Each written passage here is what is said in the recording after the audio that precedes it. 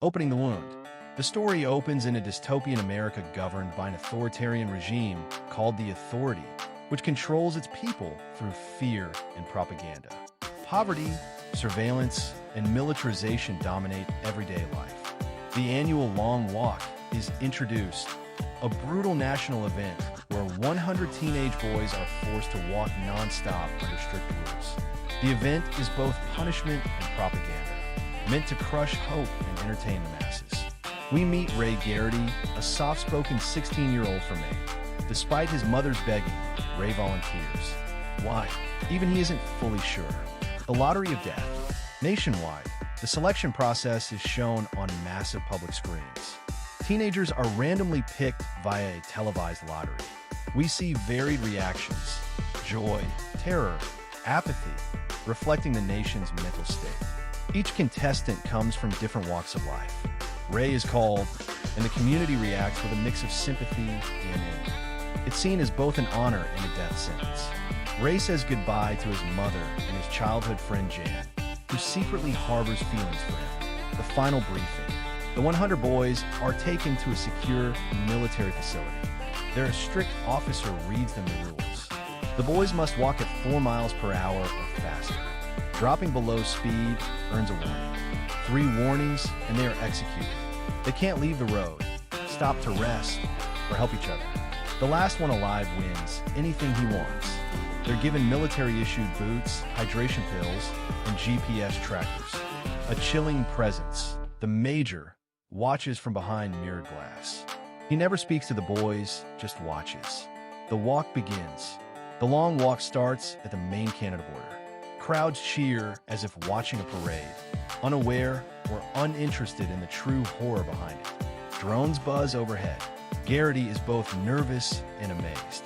He meets others: Peter McVreese, sarcastic, older boy with a scar, and a rebellious spirit, Art Baker, warm and kind Barkovich, angry and cocky.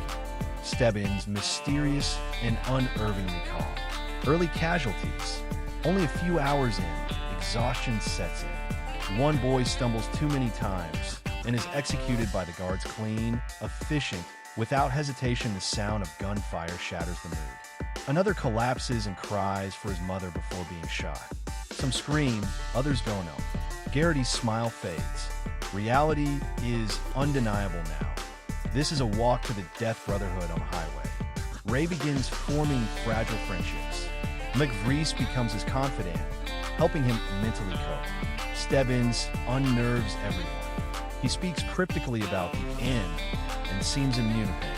Meanwhile, Barkovich boasts that he'll dance on the graves of the weak. He makes enemies fast. There's an unspoken agreement among the boys. Walk together, not as enemies, not yet. Barkovich's breakdown. Barkovich mocks a boy who recently lost a friend. That boy lashes out and gets killed trying to punch a guard. The group nearly attacks Barkovich. He begins unraveling, muttering to himself. Despite his arrogance, it becomes clear he's mentally deteriorating.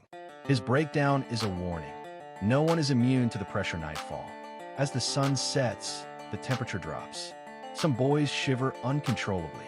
They're forced to keep walking in the dark through forests and empty fields. Hallucinations begin. One boy thinks he sees his dead brother. Ray starts hearing phantom voices. In the distance, floodlights and soldiers' Humvees illuminate the road like a ghostly trail. Night proves to be the most terrifying opponent yet. The crowd turns. The next morning, they reach a major city. Thousands gather to watch. People cheer for their favorite boys, throw food and signs. A few radical protesters scream that it's murder, but they're quickly arrested. The crowd's bloodlust grows. One man spits at a boy who stumbles. A child yells, "Die faster." Ray realizes this isn't just about control. The public loves the walk. Rebellion sparks. McVreese begins whispering dangerous ideas. What if we all stopped walking at the same time? He theorizes that the Authority counts on them turning on each other. Garrity is intrigued, but too afraid. Meanwhile, the group begins helping each other subtly, sharing water, adjusting shoes, slowing down as a group. These moments of rebellion are quiet, but risky. Barkovich's end. After hours of isolation and rage, Barkovich begins screaming and clawing at his own face. He stumbles into the grass, shouting about ghosts and monsters. When the guards raise their rifles, he yells, "I won," before being shot. His death is horrifying. Some cheer, some cry. McVrees sighs. He never had a chance. The walkers drop. The next day is the hardest yet. The sun beats down. Blisters pop. Shoes wear out. Knees give in. One boy sings a lullaby as he collapses. Another recites Shakespeare. One boy refuses to move after the second warning, choosing suicide. The death count rises steadily. Garrity pushes forward, physically broken and emotionally hollow. Stebbins' secret. Late at night, Stebbins reveals his truth. He's the illegitimate son of a major. He joined the walk to earn his father's recognition. He says cryptic things like, "He'll see me win. Then he'll know I'm worthy." His obsession is eerie. Ray begins to worry that even if he survives, there's no real victory. Rain and regret. A cold thunderstorm hits. The road floods. Clothes soak through. Many collapse from hypothermia. Ray nearly slips into a ditch, but McVrees helps him. A boy falls and begs to rest, but is mercilessly gunned down. As the rain falls, Ray asks himself if he's become numb to death, and if that's the price of survival. McVrees' sacrifice. McVrees begins limping badly. He earns 2 warnings quickly.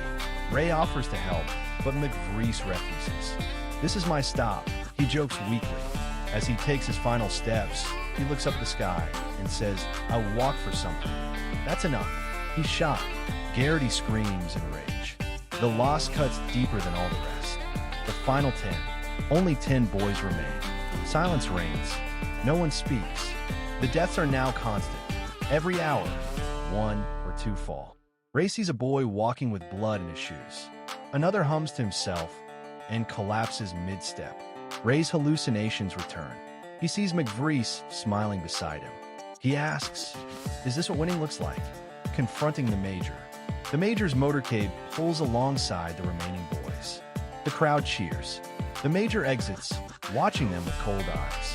Ray steps out of line and screams, "This is murder. Why do you watch us die?" Soldiers raise their guns, but the Major silently raises a hand to stop them. He says nothing, just watches. Then he leaves. The silence afterward is heavier than death. Stebbins collapses. With only 3 boys left, Stebbins begins to mutter to himself. He laughs, cries, and repeats, "He saw me." His legs give out. Ray rushes to help, but Stebbins whispers, "I'm not the winner. I never was." He dies with a smile on his face. Now only 2 remain, Garrity and 1 other. Victory. The final boy stumbles. He smiles at Ray and says, "It's okay. I didn't want it anyway." He falls. Shot. The loudspeaker blares. "Raymond Garrity, you are the winner of the long walk." Medics rush in. A woman tries to offer him water and medal. Garrity doesn't hear her. He looks around, dazed. He begins walking again, past the line, past the soldiers. They don't stop him. Fade to black. Ray continues down the empty road. The screen slowly fades as his steps echo into nothingness. We hear the voices of those who died, whispering his name. A final title card appears. Next year's walk begins in 365 days.